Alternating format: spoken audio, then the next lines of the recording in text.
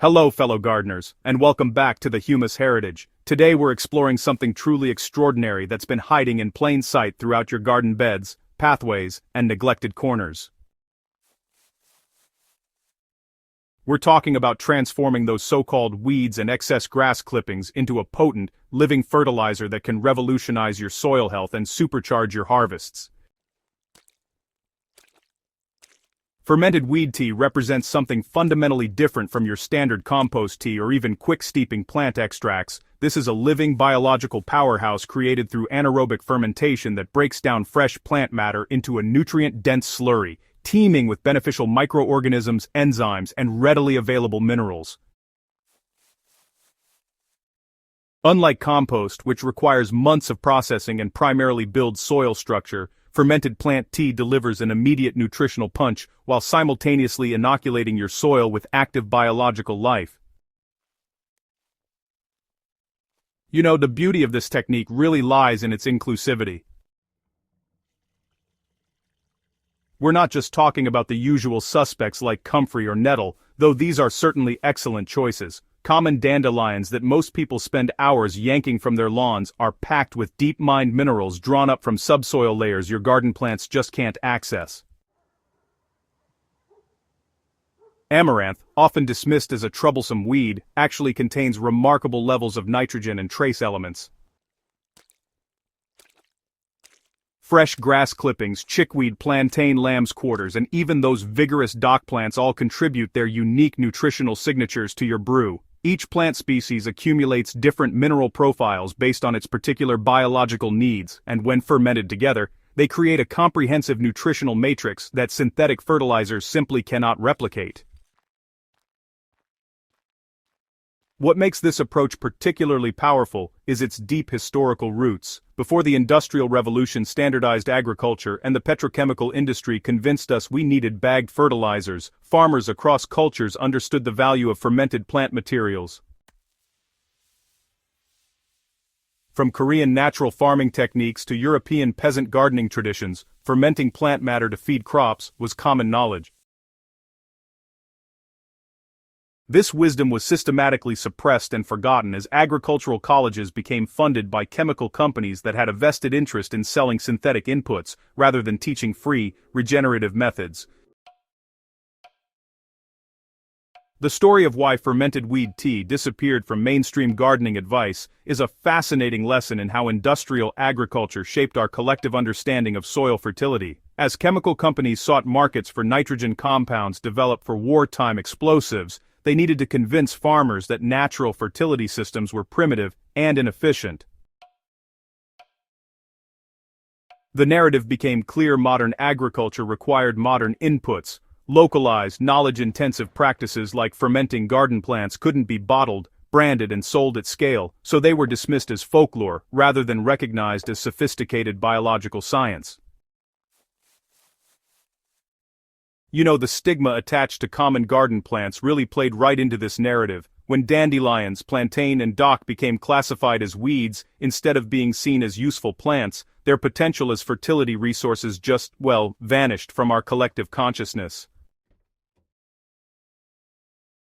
Garden centers started selling herbicides to get rid of these plants, rather than, celebrating their amazing ability to mine minerals, accumulate nutrients, and provide free fertility inputs. The whole paradigm shifted from working with natural plant communities to, honestly, waging chemical warfare against anything that wasn't deliberately planted.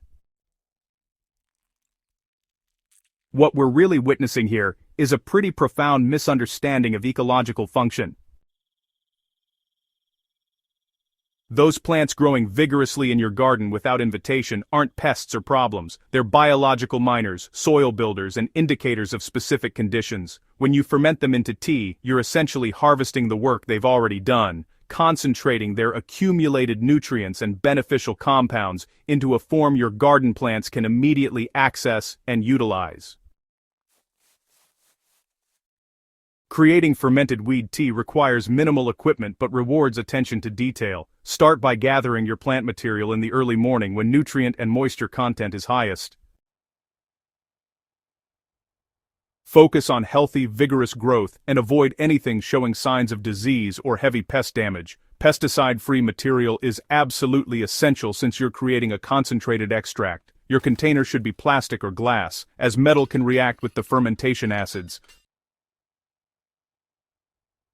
A standard 5-gallon bucket works perfectly for most garden applications. Chop your collected material into smaller pieces to increase surface area and accelerate breakdown. Pack the container about half to 2/3 full with this chopped greenery, then cover completely with non-chlorinated water, leaving several inches of head space.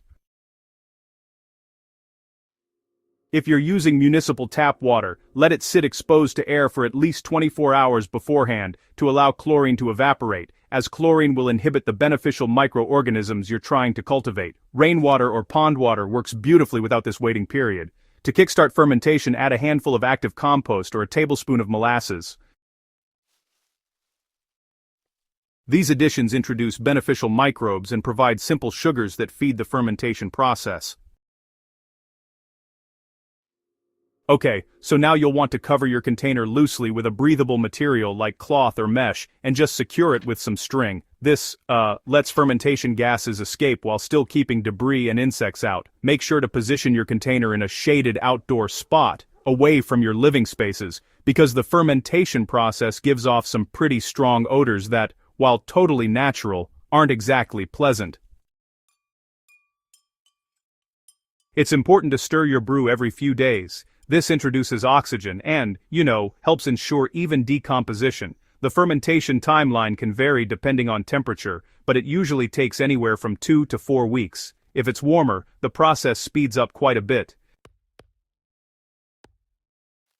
You'll know your tea is ready when it has a rich, earthy smell and the plant materials have mostly broken down into a dark, homogeneous slurry. Just strain the liquid through a fine mesh or cheesecloth, reserving the concentrated tea. You can return the solid residue to your compost pile, or even use it directly as mulch.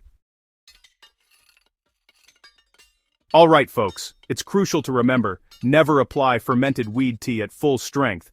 The concentration of nutrients and biological activity can really overwhelm plants and cause burning. So, what you want to do is dilute it at a ratio of 1 part tea to 10 parts water before use.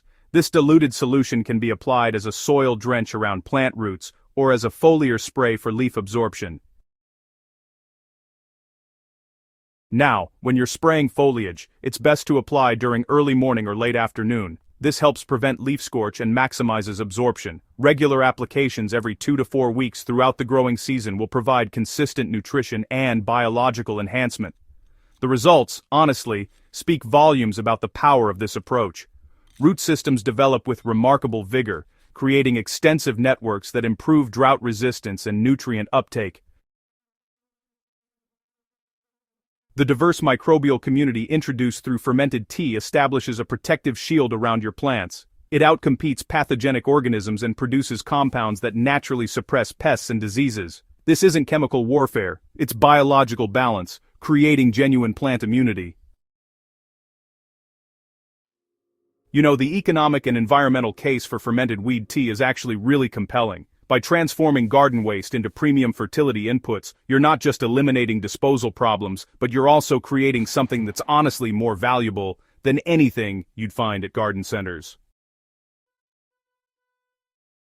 This approach really represents something larger than just efficient gardening. It's about reclaiming knowledge that was deliberately suppressed, restoring agency over our food production systems, and recognizing that, honestly, the most sophisticated solutions often come from working with natural processes rather than against them.